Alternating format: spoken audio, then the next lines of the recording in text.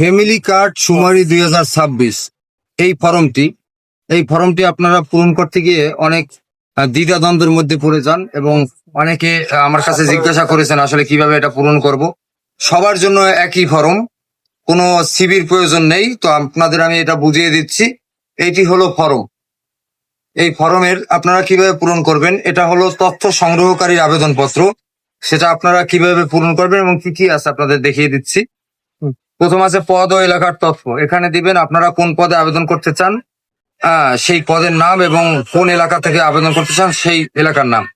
তারপর আছে যে শুমারি বিভাগ নং, শুমারি জেলার নাম, শহর অঞ্চল ও গণনা এলাকা। এখানে আপনাদের যদি কলাপাড়ার হন তাহলে বরিশাল বিভাগ, পটুয়াখালী জেলা, উপজেলা কলাপাড়া, আর যে এলাকাটা সেই এলাকা হবে। আপনার যে এলাকা সেই এলাকা হবে। তারপর আবেদনকারীর ব্যক্তিগত তথ্য, সেটা তো জানেন আপনারা, বুঝতেই পারেন।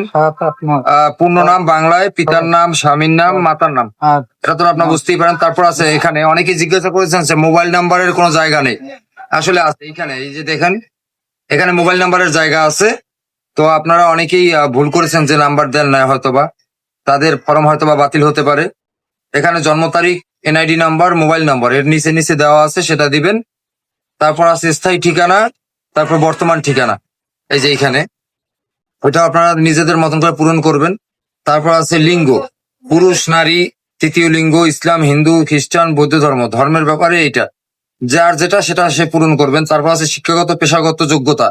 এখানে একটি কথা আছে, আপনাদের যে সর্বশেষ শিক্ষাগত যোগ্যতা, যেমন আপনি ইন্টার করেছেন, ইন্টার পর্যন্ত, সেই ইন্টারের যে সার্টিফিকেট সেটা আছে আপনার, সেক্ষেত্রে আপনি শুধু এইচএসসি পাস সেইটা এখানে দিয়ে দেবেন, এবং যাদের অনার্স আছে তারা অনার্স পাস সেটা দিয়ে দেবেন।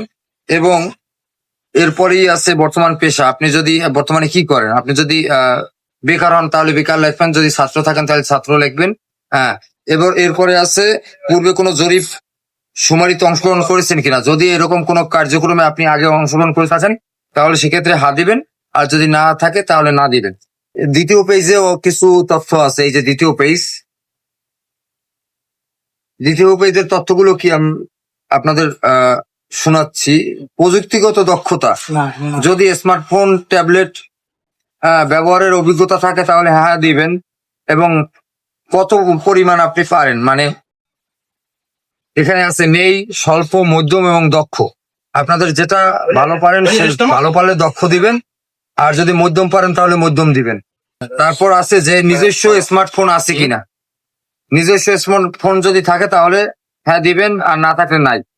ইন্টারনেট ব্যবহারের অভিজ্ঞতা যদি থাকে, অবশ্যই আছে, বর্তমান যুগে সকলেরই ইন্টারনেট ব্যবহারের দক্ষতা আছে, সেহেতু হা দিবেন। ভাষাগত দক্ষতার ক্ষেত্রে আপনারা বাংলা ভাষায় দক্ষ সেটা দিবেন, এবং ইংরেজি ভাষায়ও যেরকম পারেন সেরকম দেওয়ার চেষ্টা করবেন। এবং এখানে আরেকটি অপশন আছে, স্থানীয় ক্ষুদ্র নৃগোষ্ঠীর ভাষা।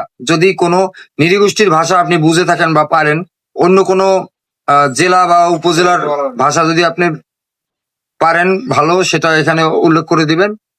তারপর হলো যে আছে অঙ্গীকার ঘোষণা, এখানে আর কিছু করতে হবে না আপনাদের।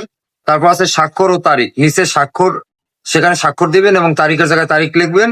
এবং সর্বশেষ যে জায়গায় লেখাটা আছে এইটা, এখানে কোনোভাবেই আপনি হাত দিবেন না, এটা হলো কর্তৃপক্ষ পূরণ করবে। এই ছিল আসলে ফর্ম পূরণের নিয়মগুলো। ভালো লাগলে ভিডিওটি অবশ্যই শেয়ার করে দিবেন।